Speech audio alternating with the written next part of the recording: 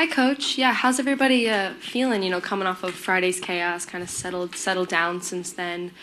Just about their grittiness, their resilience. How's the locker room energy? Yeah, I think, NECA had a lot of very profound and encouraging words in the locker room yesterday.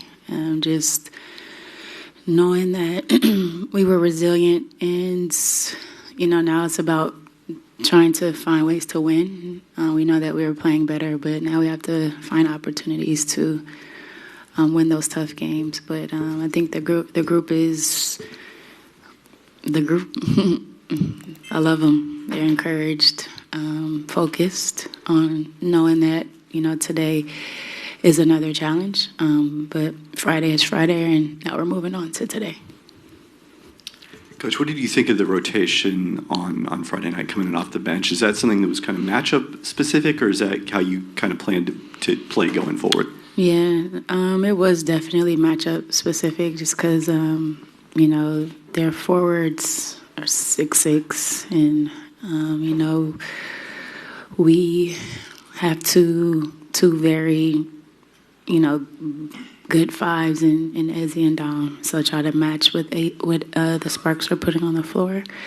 And then NECA was cooking, kind of willed us in that game. And I didn't think that that would be the rotation, but that's just kind of how the game ended. And moving forward, yeah, I do have to tighten up our rotations a bit. As you guys know, I like to go 3-post rotation, and now have given Dom some experience and some extended minutes. I think she's ready to take on that particular role. So obviously having AC and Mac is important for us as well. And however the game lends, Indiana has Bibby, and I think that's a small ball lineup that we can potentially go to match that as well. So and then even the guard rotation,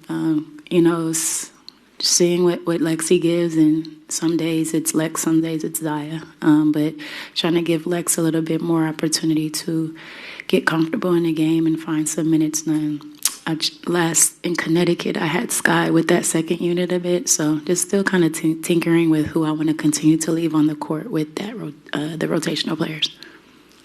Hey, Coach. You touched on Lexi a little bit. She's averaging about 17 minutes a game over the last 5 games. Just what have you seen in her growth, given the opportunity that she's been given over those last games? Yeah, part of that is if our starters are stars in their number one roles, that helps, players like Lexi kind of get into the mix. I think she's found some confidence in her shot.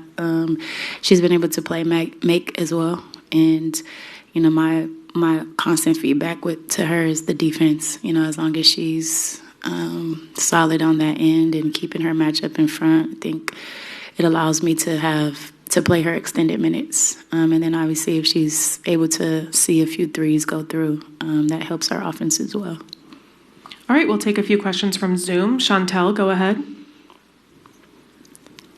the last time you guys played Indiana, Aaliyah Boston had a great game. She went off for about 31 points. How do you kind of try to plan to disrupt her offense today? Also last game, Caitlin was playing as well. So we were trying to find some solutions to their potent pick and roll. And because of that, we were switching a lot. And today we won't do that because Caitlin is not on the floor. So we have to be physical with Boston early, show some attention to her, some disruption to her. Can't allow her to bury us. We have to be athletic around her, not just settle for playing behind her. The other thing is, how she rebounds the ball. So, we have to have a concerted effort trying to match her physicality or exceed it, box her out, and be more mindful of her around the rim, and not just like her posting up, but her popping, and her ability to shoot the ball has much improved. So it's a matchup that's on top of the scale. We definitely have to do way better than we did last game against her.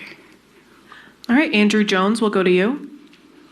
Thanks as always. Coach, I want to ask you first about we talked about prioritizing Boston and Mitchell, but Ari McDonald has been a real unique force for them since she's been joining them.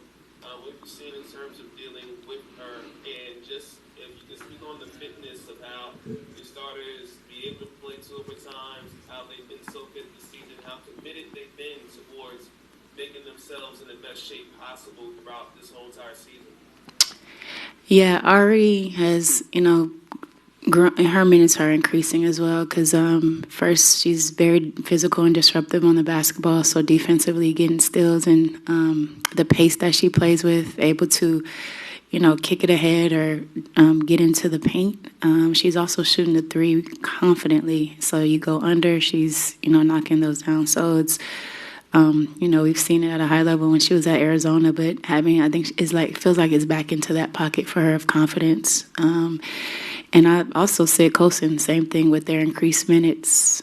Sid has been, very good at the 3, very good with running the team and defensively as well. So those 2 players with their increased playing time have been super productive. I don't know who Ari's going to guard. I would assume Sky. And, she's always a difficult, pesky defender. And I think that's really been a catalyst to the production level of that team. And obviously Mitchell is always on the heater and playing extremely well, shooting the ball well, playing confidently. But Ari is definitely quarterbacking it and allowing them to play free, play with a lot of pace and a lot of confidence. In our group, having a double overtime game, that's what they train for.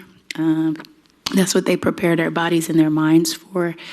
In a game like that, obviously you want to come out with a victory, no moral victories, but I think because they're so disciplined in their approach, how they, Sky was in there at 7 a.m. the next day getting her work in.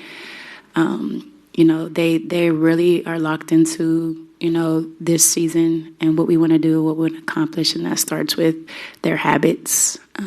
So I wouldn't expect anything less than that today. They will be ready. Thanks, Coach. Thanks.